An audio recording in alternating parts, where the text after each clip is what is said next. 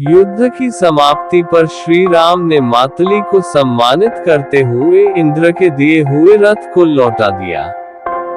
तत्पश्चात उन्होंने समस्त वानर सेनानायकों की भूरी भूरी प्रशंसा करते हुए उनका यथोचित सम्मान किया।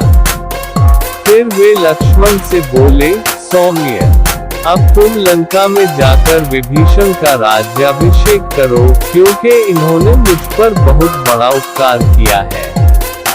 रघुनाथ जी की आज्ञा पाकर लक्ष्मण ने प्रसन्नता पूर्वक सोने का घड़ा उठाया और एक वानर युगपति को समुद्र का जल भर लाने का आदेश दिया। उन्होंने लंकापुरी में जल से भरे उस घट को उत्तम स्थान पर स्थापित किया। फिर उस जल से विभीषण का वेदोक्त रीति से अभिषेक किया। राज सिंहासन पर विराजमान विभीषण उस समय अत्यंत तेजस्वी प्रतीत हो रहे थे। लक्ष्मण के पश्चात अन्य सभी उपस्थित राक्षसों और वानरों ने भी उनका अभिषेक किया। विभीषण को लंका के सिंहासन पर अभिषिक्त देख उसके मंत्री और प्रेमी अत्यंत प्रसन्न हुए। वे श्री राम की स्तुति करने लगे। उन्होंने अपने निष्ठा का आश्वासन देते हुए दही, अक्षत, मिष्ठान, पुष्प आदि अपने नए नरेश को अर्पित किए और महाराज विभीषण की जय, श्री रामचंद्र जी की जय का उद्घोष किया। विभीषण ने सभी प्रकार की मांगलिक वस्तुएं लक्ष्मण को भेंट की और रघुनाथ जी के प्रति भक्ति प्रकट की। जब लक्ष्मण विभीषण का राज्याभिषेक कर लौट आए तो श्री रामचंद्र जी ने हनुमान से कहा, महावीर, तुम महाराज विभीषण की आज्ञा लेकर लंकापुरी में जाओ और वैदेही को ये समाचार दो कि रावण युद्ध में मारा गया है और वे लौटने की तैयारी करे।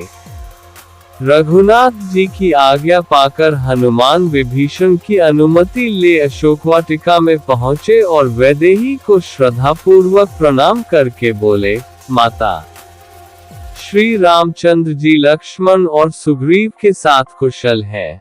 अपने शत्रु का वध करके वे अपने मनोरथ में सफल हुए। रावण अपनी सेना सहित युद्ध में मारा गया। विभीषण का राज्याभिषेक कर दिया गया है। इस प्रकार अब आप निर्भय हो। आपको यहाँ भारी कष्ट हुआ। इन निशाचरियों ने भी आपको कुछ कम कष्ट नहीं दिया है। यदि आप आज्ञा दे तो मैं मुको लातों से इन सबको यमलोक पहुंचा दूं। हनुमान की यह बात सुनकर सब निशाचरियां भय से थर थर कांपने लगी। परंतु करुणामयी सीता बोली, नहीं वीर, इसमें इनका कोई दोष नहीं है।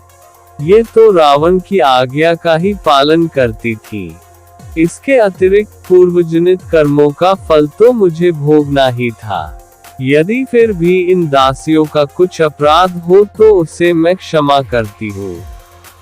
अब तुम ऐसी व्यवस्था करो कि मैं शीघ्र प्राणनाथ के दर्शन कर सकूं।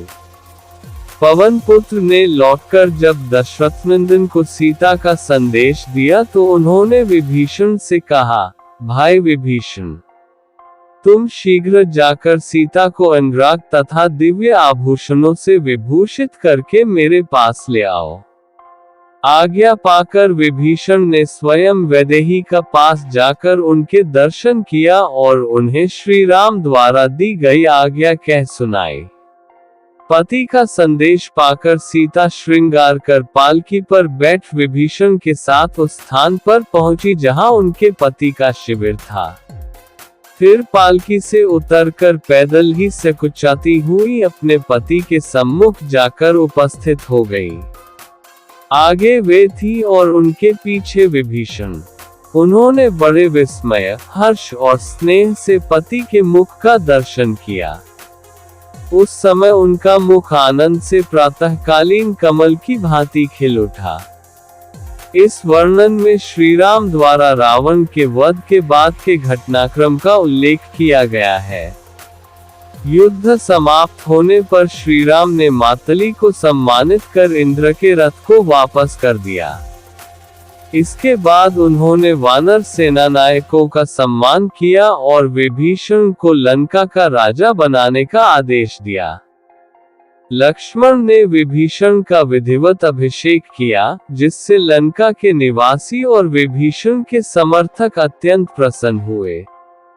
विभीषण ने लक्ष्मण और श्रीराम के प्रति अपनी भक्ति और कृतज्ञता प्रकट की। इसके बाद श्रीराम ने हनुमान को सीता को रावण की मृत्यु और विभीषण के राज्याभिषेक की सूचना देने भेजा।